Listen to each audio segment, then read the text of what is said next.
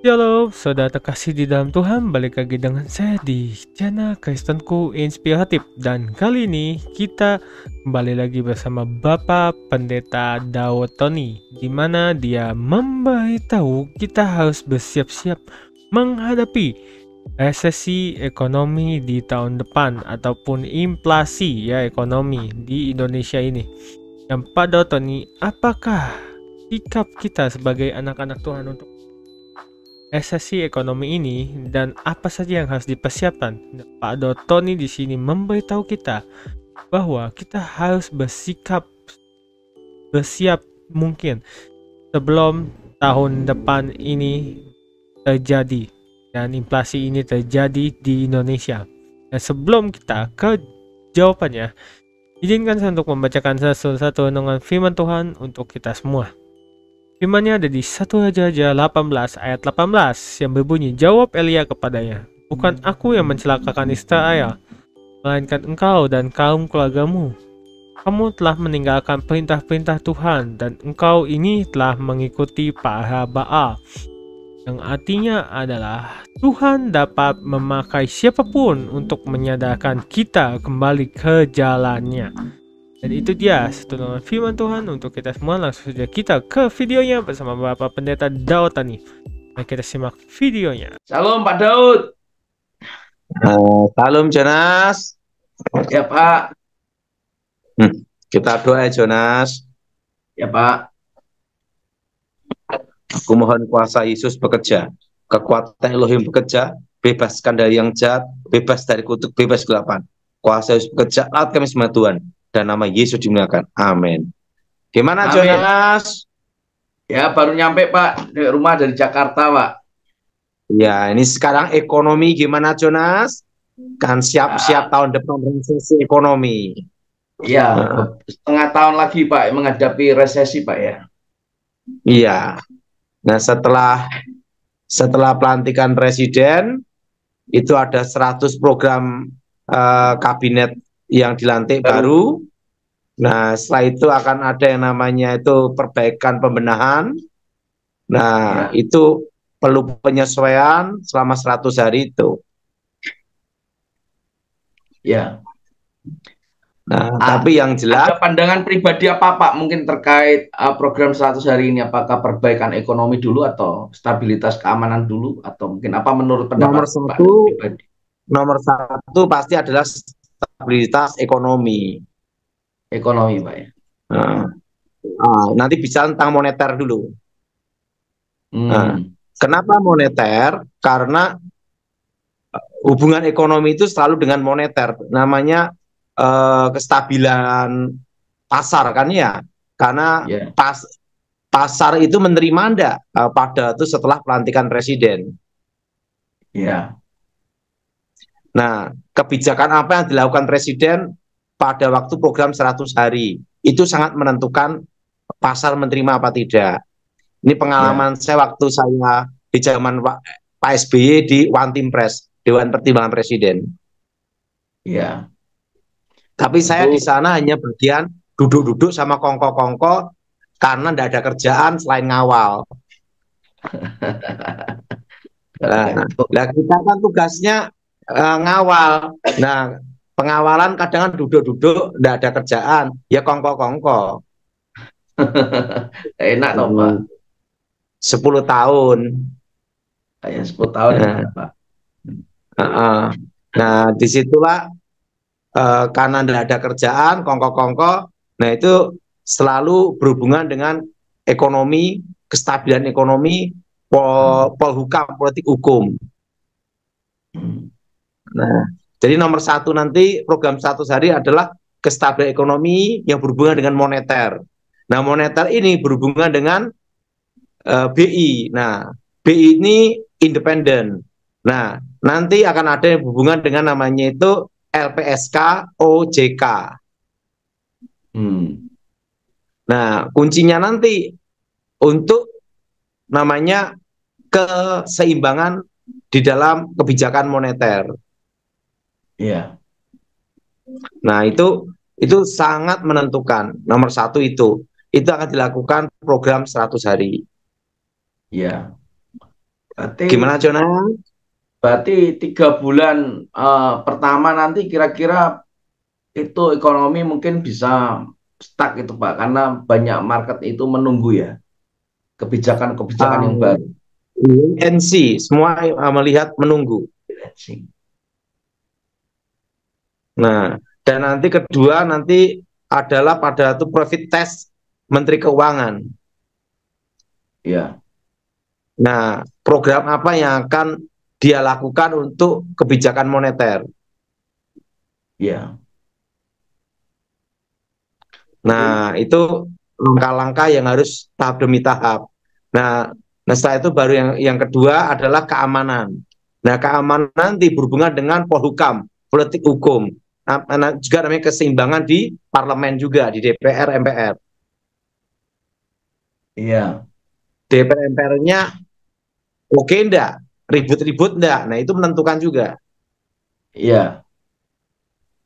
Makanya di dalam kestabilan ini perlu yang namanya penggalangan untuk penyatuan suara untuk parlemen. Nah, bagaimana dengan program awal 3 bulan nanti, Pak? Apakah ada satu gebrakan untuk menahan gejolak dolar? Nah, itu berhubungan dengan namanya kebijakan moneter itu nanti berhubungan dengan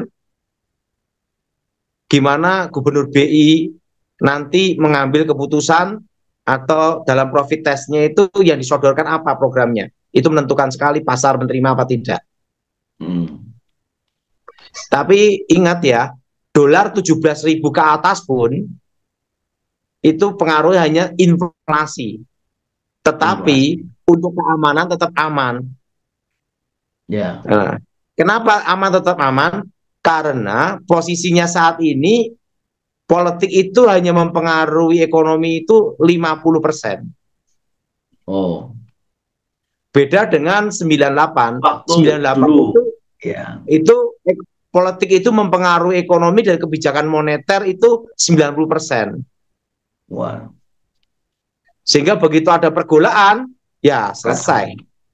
Kacau. Nah, kalau ini ada yang namanya penyelamatan perbankan, namanya kebijakan moneter. Ya. Itu kan pandangan langkah ke depan. Ya. Jadi Indonesia gimana? Aman-aman aja. Sekalipun dolar 17 sampai 17,5 bahkan 20.000 tetap aman. Ya, menurut penting ini program pertama adalah kestabilan moneter dulu. Tapi yang kedua, politik dan hukumnya ini jelas dan politiknya tidak ribut di parlemen. Maka perlu penggalangan penyatuan satu suara. Ya. Nah, dan yang ketiga pasar menerima apa tidak kebijakan presiden yang akan dilantik. Nah, ya, terutama itu pasar. Ya. Nah, tapi lihat dari pandangan saya, Pak Prabowo ini ada hubungan dengan Cina dan Amerika, sudah harmonis hubungan dia dengan Amerika dan Cina. Jadi dan Rusia pun juga oke, jadi non-blok. Nah, kemungkinan tahun depan ini untuk kestabilan ekonomi itu bisa terjadi setelah program 100 hari. Karena ada hubungan 3 negara yang adik kuasa. Ya. Amerika, Cina, Rusia. Nah, dan Indonesia tertolong dengan yang namanya adalah pertambangan sumber daya alam. Ya. Makanya kunci nomor 1 itu adalah ketahanan pangan. Karena nanti saya akan ada pertemuan mungkin hari Minggu untuk membahas tentang swasembada jagung. Oh, Pak Daud mau ketemu hari Minggu? Hari Minggu saya ketemu kawan saya Mayor Jenderal Gleni Kerupan untuk supaya bicara kepada Bapak Prabowo untuk langkah awalnya swasembada jagung dulu. Karena kalau iya itu sudah kita perhatikan karena jagung itu lebih ditahan dan Tahan karena iklim. kalau padi itu riskan ya, namanya itu hama, Sama. tikus, burung, wereng, macam-macam, dan harus airnya terjamin. Ya. Nah, sedangkan jagung itu bisa bertahan di medan-medan yang kering atau setengah kering atau yang setengah basah. Nah, itu. Ya. Dan itu makanya hari Sabtu saya berangkat ke Surabaya dulu. Saya itu hari Minggu untuk menemuin bahas masalah swasembada jagung. Iya Pak Daud. Nah, nanti Senin, Selasa, Rabu nanti bahas apa ya, nanti lihat program selanjutnya. Mantap Pak Daud. Karena kebetulan saya sama Mayor Jenderal Glenny Khairupan ini kawan belum lama, pernah tugas bersama, pernah operasi bersama, suka duka bersama, makan susah juga bersama. Itu tidak lama, hanya 20 tahun. Hanya 20 tahun. Iya, jadi 4 periode. Dan kalau ketemu ya kongko-kongko, karena sama-sama dulu pernah saya ada di pengamanan Tugas presiden. Nah, dia sama Pak Prabowo Subianto sebagai pembina Gerindra juga, orang pentingnya Gerindra juga, dan dia berhubungan dengan Prabowo langsung, dan satu leteng dengan Pak SBY dengan Romulo Simbolon. Jadi kan nyambung semua kalau bicara. Dulu waktu saya 2004 itu adalah yang termuda. Dan sipil. Satu-satunya sipil yang terpilih saya di antara 200 juta manusia lebih. Wah, luar biasa. Kalau nanti saya kalau Tuhan izinkan tugas lagi, itu pun bukan tugas kayak dulu yang bagian pengamanan elit, bukan. Paling paling nanti saya hanya jadi gelandangan istana aja, keliling-keliling, jalan-jalan ke tempat kongko-kongko sama teman-teman. Gelandangan, tapi gelandangan istana. Ya, gelandangan istana itu apa? Teman-teman di istana ngobrol-ngobrol, kongko-kongko, ngopi-ngopi sambil mengingat masa lalu, dan masa depan udah tidak ada, udah berhenti. Jadi hanya mengenang apa? Masa lalu. Mengenang masa lalu, tapi tidak ada masa depan. Karena apa? Sudah resign, udah berhenti, udah. Tapi minimal kongko-kongko nanti mereka nyampaikan ke presiden, gitu aja. Sambil ngopi-ngopi, biasanya kayak saya ini kan yang resign tuh, mereka ngelihat saya belas kasihan, digratisi makan gratis. Ini aja sekarang saya udah ditraktir sama kawan-kawan yang kembali tugas lagi itu, ditraktir makan, minum. Uang saya di Jakarta aman, enggak keluar-keluar. Kenapa? Mereka belas kasihan sama saya. Wong dari resign duitnya sopo itu.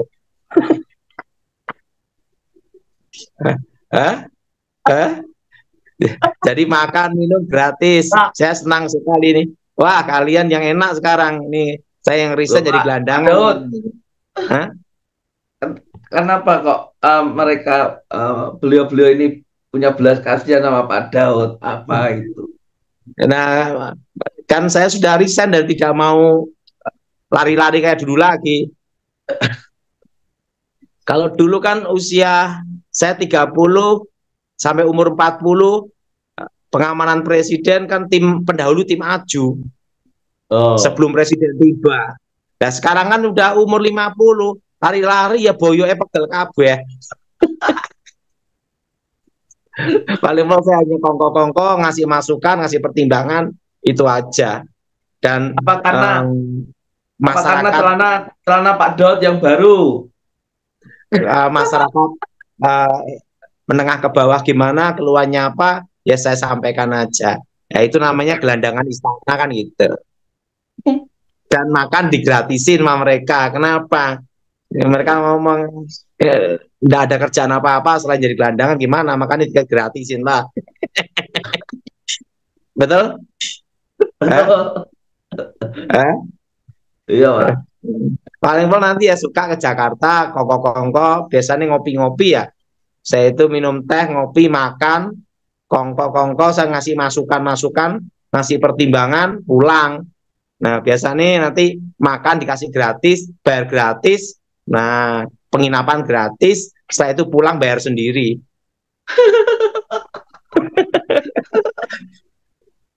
Yang namanya gelandangan istana ya seperti itulah. Eh, enak lah, Pak. Eh, eh. Makanya waktu saya ke Binagraha ya, ketemu kawan-kawan yang pernah di sana ya kaget. Ya, aduh, padahal tuh mau kemana lagi nih? Ya, orang gelandangan ya jalan-jalan lah. Gitu. Waktu di Binagraha kan banyak kawan-kawan masih ingat saya berapa tahun 2022 ya waktu saya menghadap ketemu KSP Muldoko ya. Ya. Ya kawan-kawan kaget, padahal sih mau tugas lagi padahal. Enggak, ini gelandangan sekarang kok. Gelandangan istana, mengenang masa lalu, udah ada masa depan gitu. Ya, masa depan kita adalah apa? Menikmati hidup aja lah. Betul? Betul. Nanti ujung-ujungnya nanti kalau ini ya kongko-kongko nanti sama Letnan Jenderal Romulo Simbolon, sama Jenderal Gleni Kerupan, nah sama Ya. kawan-kawan kita dari Polri, polisi, nah saya ngasih ngobrol-ngobrol, kongko-kongko gitu aja. Wah, Nah, sama nikmat. murid-murid saya waktu pernah saya latih, saya didik tahun 2002, 2003, ya ketemu hanya Jaksel itu aja. Semarang, Pak. Dulu saya ngasih pengajaran di Akademi Polisi Semarang. Kapolres Taraan itu yang namanya Ronaldo kan didikan saya juga. Wah, jadi Pak Daud dulu dosen ya? Bukan, saya hanya ini aja ngeramein aja. Saya bagian apa? Ngeramein. Ngeramein aja, pada tidak ada kerjaan, kasih kerjaan. Yang Wycliffe terus, yang Satgas KPK itu juga dulu yang didik saya juga. Oh, Ya, wah, Satgas KPK. minimal sudah mayor semua, Pak ya? Yang saya didik di 2001, 2002, letting 2002, 2003 itu AKBP sama Kombes ya. Wah, Kayak Boy Situmorang, AKBP itu di SDM. Ya, kalau kawan saya jalan-jalan dulu namanya sekarang jadi Wakapolda Jawa Tengah, Agus Suryo Nugroho itu kawan saya kongko-kongko jalan-jalan kurang kerjaan waktu itu.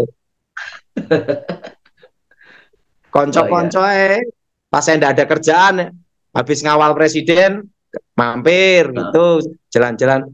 Itu sama Wakapolda Semarang Agus Suryo Nugroho itu dari dia pangkat masih AKP, kapten ya. wah, kapten. Sampai bintang Waktu satu. itu, waktu itu saya ngawal presiden, itu ya kalau kita tidak ada kegiatan, saya mampir kongko-kongko gitu aja. Yaitu rata-rata didikan saya waktu 2001, 2003 itu banyak. Wah, luar biasa Pak Daud. Banyak yang bagian tipikor, tindak pidana korupsi juga ada, tipikor ada, Satgas KPK ada, Kapolres juga banyak. Wah, lengkap Pak ya. Tapi udah pada mutasi atau enggak ya, lupa. Seperti yang di Brimob itu Vidi Damasela, AKBP mau Kombes itu sekarang Kapolres di Kalimantan Tengah itu juga didikan saya juga. Oh, sekarang di lumayan lah. Sudah nggak lumayan lagi itu Pak, hebat itu Pak. Iya, senang lah mereka bisa ini. Tapi rata-rata kalau manggil saya masih kakak ya atau abang ya. Berarti Pak Daud saya panggil kakak Daud aja ya. Iya, janganlah adik aja biar awet nom.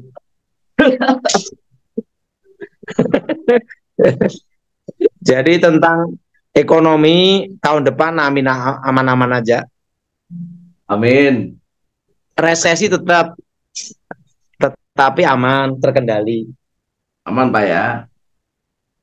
Makanya nanti hari Sabtu saya di Surabaya, hari Minggu saya ke Jakarta, nanti memberi masukan swasembada jagung. Ya.